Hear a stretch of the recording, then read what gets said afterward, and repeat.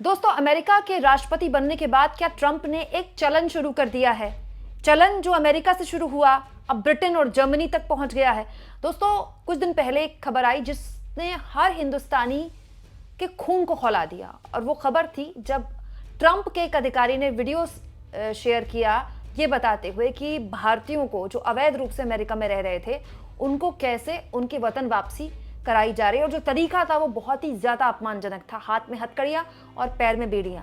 हर हिंदुस्तानी का खून खौला ये देखकर कि ठीक है, आपके देश में कोई अवैध रूप से घुसा है, आपको पूरा अधिकार है उसको बाहर निकालने का, लेकिन हर चीज का एक तरीका होता है। लेकिन अब ऐसा लगता है दोस्तों कि ये जो घुसपैठियों को लेकर कार्रवाई की जाती है, या वो नागरिक जो अलग अलग मुल्कों से अब दूसरे मुल्क में जा रहे हैं, उन कार्रवाइयों को लेकर ट्रंप की देखा देखी दूसरे देश भी अब तेजी दिखाने लगे हैं। दोस्तों, ब्रिटेन और जर्मनी से इस तरह की खबरें निकल कर आ रही है, जहां पर ये जानकारियां निकल कर आ रही हैं कि ऐसी कई जगह जहां भारतीय काम करते हैं वहां तो छापेमारी हो रही है या फिर ऐसे लोगों को गिरफ्तार कर रही है वहां की पुलिस। दोस्तों, हिंदुस्तान की खबर बताती है कि ब्रिटेन में लेबर पार्टी के सत्ता में आने के बाद करीब 19,000 अवैध प्रवासियों और अपराधियों को देश से बाहर कर दिया गया है। यहां मैं कतई नहीं करी कि सब भारतीय हैं, लेकिन इनमें से कुछ भारतीय भी हैं। जर्मनी से भी इसी तरह की खबरें लगातार आ रही हैं। यहां मैं आपको एक और बात बता दूं दोस्तों, जर्मनी में बहुत जल्द चुनाव होने हैं। दोस्तों, जर्मनी में आम चुनाव के 2 हफ्ते पहले वहां पर चांसलर पद के 2 प्रमुख दावेदार हैं, उनके बीच बहस में दोनों उम्मीदवार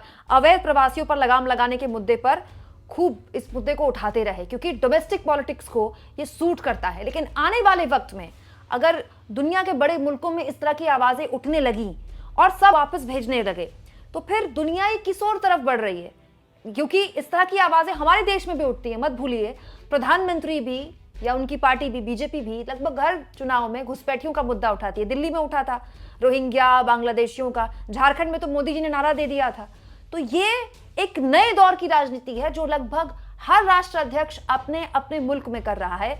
इसके क्या गंभीर परिणाम दुनिया को भुगतने मिल सकते हैं, और आने वाले वक्त में दुनिया एक बिल्कुल नए दौर में कैसे उससे गुजर रही है, सब कुछ तफसील से मैं आपको समझाऊंगी। वरिष्ठ पत्रकार अनिल शर्मा जी हमारे साथ लगातार जुड़े हुए हैं। अनिल शर्मा जी, आप कह सकते हैं इंटरनेशनल पॉलिटिक्स को बहुत ही गहराई से समझते हैं। दुनिया भर में क्या हो रहा है, कौन सा देश किस देश को लेकर क्या रुख रख रहा है। अनिल शर्मा जी बहुत ही बेबाकी से और बहुत ही गहराई से पढ़ते रहे, लिखते रहे, कई अंग्रेजी वेबसाइट्स के लिए काम कर रहे हैं और आगे भी, इससे पहले भी वो काम कर चुके हैं। सर, पहले अमेरिका, अब ब्रिटेन और जर्मनी से भी लगातार ऐसी खबरें आ रही है। जैसे हिंदुस्तान का आर्टिकल मेरे सामने, इसमें लिखा हुआ है अब ब्रिटेन में ट्रंप जैसा एक्शन, 19,000 प्रवासी बाहर किए गए, मारे जा रहे हैं, देश भर में छापे। पत्रिका का एक आर्टिकल है, ट्रंप की राह पर ब्रिटेन जर्मनी, अवैध प्रवासियों की गिरफ्तारी शुरू। और कई जगह जहां भारतीय काम करते हैं, कई रेस्टोरेंट्स, कई ऐसी जगह, वहां पर यूके गवर्नमेंट उन लोगों को टारगेट कर रही है। तो ये किस तरह की दुनिया की तरफ हम जा रहे हैं, कितना खतरनाक है ये बड़ा खतरनाक है। आप देखें तो, क्योंकि हिंदुस्तानी जो है ना, आपको पूरे वर्ल्ड के कोने कोने में दिख जाएंगे, आपको बताऊं, क्योंकि हमारी पॉपुलेशन इतनी है। फिर लोग, अब मैं इंग्लिश का वर्ड यूज करूंगा, ग्रीनर पास्चर्स के लिए ढूंढने जाते हैं। मतलब उनको यहां नहीं दिखता जो उसको खोज में वो बाहर जाते हैं। इसका मतलब ये है कि इस देश में कुछ नहीं है, इसलिए हम बाहर जा रहे हैं। अब वो कोई भी रास्ता अपना लेते हैं, इलीगल होके चले जाते हैं, लीगल चले जाते हैं। लीगल तो एंट्री बहुत कम होती है, आप जानते हैं, इलीगली ज्यादा जाते हैं। और आपने रेस्टोरेंट्स का नाम लिया, देखिए सबसे ज्यादा प्रॉब्लम, अगर आप यूके जाएंगे तो आपको पता लगेगा रेस्टोरेंट्स में ही है। वहां आपको काम करने वाले जो लोग मिलेंगे, या तो हिंदुस्तानी मिलेंगे ज्यादा तादाद में, या आपको बांग्लादेशी मिलेंगे, और कुछ हद तक पाकिस्तानी मिलेंगे, और सबके नाम इंडियन रेस्टोरेंट है, आप ध्यान रखिएगा। अच्छा। मतलब कोई भी, वो वहां पे एक बहुत फेमस है चिकन करी, वो करी करी जानते हैं, गोरे जो वहां के गोरे हैं उनको करी करी ध्यान आता है। चिकन टिक्का मसाला। हाँ बिल्कुल, उनको उनको बिल्कुल ध्यान यही रहता है। और वहां रेस्टोरेंट्स में ज्यादातर यहाँ के लोग अपने लोगों को वहां ले जाते हैं। आपको याद होगा पहले एक एपिसोड होता था कबूतरबाजी। हाँ, कबूतरबाजी के थ्रू भी लोगों को ले जाया जाता था। उसमें कई लोग बड़े बड़े, मैं अब नाम लेना ठीक नहीं होगा, पर कई बड़े बड़े ग्रुप्स में फंसे थे। ग्रुप्स इन द सेंस जो म्यूजिकल कंसर्ट्स करते हैं, सेलिब्रिटीज है। हाँ, जो ऐसे लोग अपने साथ इन लोगों को ले जाते थे कुछ पेमेंट के ऊपर, और फिर वहां ये भाग जाते थे। तो उनको पकड़ के अब ब्रिटेन भी भेजेगा, मेरे पास खबर है जर्मनी भी भेजेगा। और मुझे लगता है ये एक वायरस की तरह फैल गया है। ये पूरे वर्ल्ड के अंदर से इलीगल इमिग्रेंट्स को लोग निकालने के लिए तुले हैं, क्योंकि लोकल जो पॉपुलेशन है उनका कहना ये कि हमारी नौकरियां ये खा रहे हैं। देखिए, आपको एक चीज और पता होगी, बर्मिंघम और इसके आसपास, यूके के आसपास एक बड़ा बवेला भी खड़ा हुआ था, जहां पर एक कम्युनिटी वर्सेस दूसरा कम्युनिटी भी हुआ था। कम्युनिटीज का नाम लेना ठीक नहीं है। इंग्लैंड के अंदर ये बवेला भी खड़ा हुआ था। उसको देखते हुए इंग्लैंड का स्टेप मैं मानता हूं अपनी सेफ्टी के लिए और अपनी कंट्री के लिए सही है, पर यह बात मैं सही नहीं मानता हूं कि उनको बेड़ियों से या हथकड़ी लगा के भेजा जाए, क्योंकि वो भी इंसान है, वो कोई कैटल नहीं और है। वैसे भी केवल भारतीयों के लिए नहीं है, और केवल भारतीय ही नहीं है जो अवैध रूप से जाते हैं। बहुत से दुनिया भर के, ग्वाटेमाला के हैं, मेक्सिको के हैं, पाकिस्तानी हैं, अफगानिस्तानी हैं, बांग्लादेशी हैं, श्रीलंकाई हैं, बहुत से ऐसे मुल्क के लोग, इवन चाइना के भी बहुत है। अब तो खैर उन्होंने काफी कम कर दिया, लेकिन जाते हैं। तो दुनिया भर में ये सब होता है। लेकिन सर, मैं इसको एक कदम आगे ले जाना चाहती हूँ। ये जो घुसपैठियों को लेकर पूरी पॉलिटिक्स है, ये तो हमारे देश में भी होती है। झारखंड जैसे छोटे राज्य में भी चुनाव होता है तो मोदी जी रोटी बेटी माटी की पुकार के नारा देते हैं ना। दिल्ली तक में चुनाव हुआ था तो घुसपैठियों के मुद्दे पर रोहिंग्या आ गए, बांग्लादेशी आ गए। तो ये दुनिया भर में हो रहा है, और दुनिया भर में अवैध रूप से कहीं भी किसी को अधिकार नहीं है जाने का। लेकिन हम एक दौर में जीते थे जब हम कहते थे ग्लोबल हो गया, पूरी दुनिया छोटी हो गई है। अब एक अजीब सा दौर आप देख रहे हैं जिसमें हर राष्ट्रपति, हर राष्ट्राध्यक्ष की कोशिश है कि वो अपने डोमेस्टिक पॉलिटिक्स के लिए, मैं केवल एक देश की बात नहीं कर रही, हर किसी के, वो अपने लोगों को खुश करने के लिए एक ऐसे चक्र में ना फंस जाएं हम जिसका कोई वापसी नहीं है। क्योंकि ये लोग अवैध रूप से जाते हैं तो भी ये वहां की इकोनॉमी में बहुत बड़ा योगदान देते हैं सर।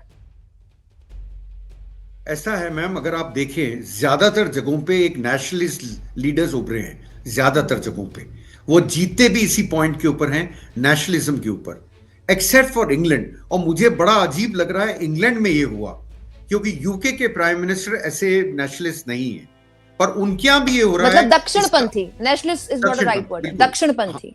दक्षिणपंथी, बिल्कुल सही कहा आपने। और मुझे लगता है कि ये बड़ा, क्योंकि टर्की को देखिए, टर्की में बहुत एक्सट्रीम राइटिस्ट है। बिल्कुल सही वर्ड मैं बोला, एक्सट्रीम राइटिस्ट हैं। जैसे हम इंडिया में रोहिंग्यास और इनकी बात करते हैं, बांग्लादेशियों की, वो तो बहुत बड़ी बड़ी बातें करते हैं टर्की में। ऐसे कई वर्ल्ड ओवर अगर आप देखेंगे तो जो लोग उभर के आए, जो नेता, ये एक फेज आया है जिसमें एक्सट्रीम, आप दक्षिणपंथी बोल रहे हैं, एक्सट्रीम दक्षिणपंथी लोग उभरे हैं जो लीड कर रहे हैं कंट्रीज को। उनके लिए कंट्री फर्स्ट है, बाकी सब बेकार है। पर इसका मतलब कतई नहीं है, आपने सही कहा, कई कंट्रीज के हैं, फिलीपींस तक के हैं लोग, अगर आप जाएंगे तो कई कंट्रीज हैं। आपने कई कंट्रीज का नाम लिया, मैं ऐड ऑन कर रहा हूं, ऐसे कई कंट्रीज आपको मिलेंगी, वियतनाम मिलेगा, बहुत कंट्रीज मिलेंगी। पर बात ये थी ग्लोबलाइजेशन ऑफ ह्यूमन, तो लोग भूल गए। ग्लोबलाइजेशन ऑफ कमोडिटीज हो गया। ये मान के चलिए, to export and import have become easier. पहले से आसान हो गया यहां से सामान भेजना और वहां से सामान लेना, जो शायद पहले बड़ा डिफिकल्ट हुआ करता था। अब जो लोग, जो नेता उभरे हैं, उनका एक ही मकसद है कि हम अपने वोटर्स को ये दिखाएं, हम आपके लिए काम कर रहे हैं, आपकी नौकरियों के बचा रहे हैं और इन लोगों को बाहर भगा रहे हैं। और ये वीडियो और ये फोटोग्राफ्स क्यों रिलीज होते हैं? ये अपनी गैलरी के लिए रिलीज करते हैं, वो अपने लोगों को दिखाने के लिए। Globalisation in effect does not mean कि मेरे कंट्री में आके आप रह जाओ। हाँ, कुछ कंट्रीज ऐसी हैं जो इन्वेस्टमेंट के थ्रू आपको पीआर भी देती हैं। कई कंट्रीज हैं जो आपको पीआर भी देती हैं। पीआर मतलब परमानेंट रेजिडेंसी, वो भी देती है पैसा लेके। पर ज्यादातर कंट्रीज में आप देखें, इस तरह के नेता उभरे हैं जो पसंद नहीं करते। इंग्लैंड पे मेरे को थोड़ा सा लगा, क्योंकि अब जो प्राइम मिनिस्टर बने हैं वो प्राइम मिनिस्टर इस एटीट्यूड के नहीं थे। पर ये क्या हुआ, क्योंकि उनको भी लगा कि ट्रम्प कर रहे हैं। मैं आपको बोला ना, एक ये मैं बोलूंगा वायरस जैसा बन के उभरा है और हर कंट्री में घुसता जा रहा है। डोमेस्टिक पॉलिटिक्स आपको सूट करती है, आपकी डोमेस्टिक पॉलिटिक्स नेसेसरी हो गया अपने लोगों को खुश करना, क्योंकि बेरोजगारी हर जगह की समस्या है, कहीं ज्यादा है कहीं कम है, पर है। उसको ठीक करने के लिए आपको कुछ नो करना पड़ेगा, अपनी जनता को तो खुश करना पड़ेगा। देखो, आपके लिए नौकरियां ला रहा हूं, चुनाव सबको लड़ना है ना सर। मैंने आपको एग्जांपल दिया था, जब ट्रम्प पहली बार आए थे, मैं मैगजीन के लिए काम करता था यूएस की। ट्रम्प जीते हैं, उसके तीसरे दिन तो हमारे पास, हम 20 लोग थे इंडिया में जो काम करते थे, हमारे पास नोटिस आ गया कि आप लोगों को अब निकाल रहे हैं, क्योंकि अब ट्रम्प का कहना है कि यूएस में नौकरी दी जाए। जबकि मैं आपको बता दूं, हमारी रेट और उनकी रेट में बहुत अंतर होगा, ये भी एड ऑन कर दूं। पर उनको अपनी डोमेस्टिक पॉलिटिक्स में दिखाना है हम आपकी नौकरियां क्रिएट कर रहे हैं, आपके लिए जॉब्स क्रिएट कर रहे हैं, इन लोगों को निकाल के बाहर। हाँ, लेकिन एक और चीज है, इस पर भी बात होनी चाहिए। आप तो इतना विदेश घूमते हैं, आप अभी लंदन से आए हैं सर, ये भी बात है कि ये एक सेंस ऑफ इनसिक्योरिटी पैदा करती है दुनिया भर के सो कॉल्ड विकसित देशों के बीच हम भारतीयों को लेकर। पिछले 2-3 दशकों में भारतीयों की एक बहुत बड़ी आबादी है जिन्होंने यूएस, यूके, कनाडा, ऑस्ट्रेलिया, इन देशों में बहुत बड़ा इंडियन डायस्पोरा खड़ा किया है। इन लोग स्क्रैच से गए, जीरो से शुरू किया, मेहनत की, टैक्सियां चलाई, अपने बच्चों को पढ़ाया, कोई अब बच्चा किसी का डेंटिस्ट बन गया, कोई बड़ी बड़ी कंपनियों के सीईओज इंडियंस हैं। तो ये काइंड ऑफ एक इनसिक्योरिटी भी है, इस पर भी बात होनी चाहिए हम इंडियंस को लेकर कि ये हमारी नौकरियां खा जाएंगे, क्योंकि उनको पता है एक हमें क्षमता है। बिल्कुल सही कह रहे हैं आप, क्योंकि हमारा जो एजुकेशन स्टैंडर्ड है, मैं बोलूंगा जो स्कूल्स हैं, जो जहाँ बेसिक पढ़ाई होती है, यहाँ के बच्चे अगर फॉरेन जाके बीच में पढ़ते हैं वो टॉपर्स होते हैं। उसका एक बहुत बड़ा कारण है, मैं बताऊं, हमारे यहाँ क्या बुकिश नॉलेज बहुत है, वहां पे बुकिश प्रैक्टिकल है, पर यहाँ के बच्चे वहां प्रैक्टिकल कर पाते हैं मैम, और अपने आप मतलब यहाँ के बच्चे मैथ, साइंस ये सब बहुत अच्छा कर लेते हैं, और उन्होंने प्रूव करा है। आज कोई भी टॉप कंपनी उठा लीजिए, चाहे गूगल हो, चाहे IBM हो, आप किसी को भी उठा लीजिए, वहां टॉप पे आप पाएंगे। आपको याद होगा इंदिरा नूरी का भी, पेप्सी की जब वो बनी थी, ऐसे जो टॉप स्लॉट्स हैं उसमें आप हिंदुस्तानियों को बहुत पाएंगे। चाहे आप दुबई चले जाएं, चाहे आप कहीं चले जाएं, मैं कहता हूं दुबई के अंदर भी इंडियंस ने जो काम करा है, आप अगर नाम सुनेंगे, अगर आपने नाम सुना होगा, लुलु मॉल है वहां। बिल्कुल, लुलु मॉल अब लखनऊ में भी खुल गया। हाँ, लखनऊ में खुल गया मैम, वो केरलाइट है, उस आदमी ने कितनी तरक्की करी, आप वहां जाएंगे तो आपको पता लगेगा दुबई के अंदर। तो यहां से जो बाहर गया, उसने सबसे बड़ी बात है हार्ड वर्क करा, बहुत मेहनत करी अपने आप को। ये कोई यहां से राजा नहीं थे, राजा बन के नहीं गए थे, अंबानी नहीं थे, ये कॉमन लोग थे जिन्होंने वहां जाके मेहनत करी, अपने कठोर परिश्रम से अपना नाम बनाया इन कंट्रीज के अंदर, इसमें कतई शक नहीं।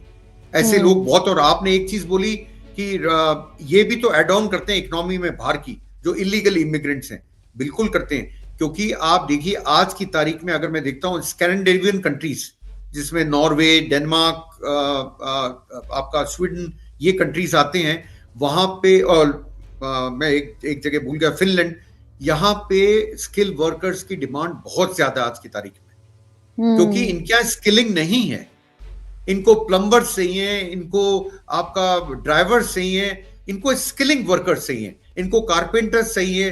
वो जो चीजें हैं वो हिंदुस्तान बहुत सस्ते दामों में दे देता है। तो इन्होंने मेहनत करी है, मैं यही बोलता हूं, ये मेहनती हैं जो बाहर गए, ऐसे नहीं बने बड़े आदमी, इन्होंने काफी कठिन परिश्रम करा है, तब ये स्टेज पे पहुंचे हैं। जी, बहुत बहुत शुक्रिया सर, आप जुड़े हमारे साथ, विस्तार से आपने इस पूरे मुद्दे पर चर्चा की। आगे भी जो भी अपडेट होगा इस मामले में लगातार आप मेरे चैनल में देखते रहेंगे।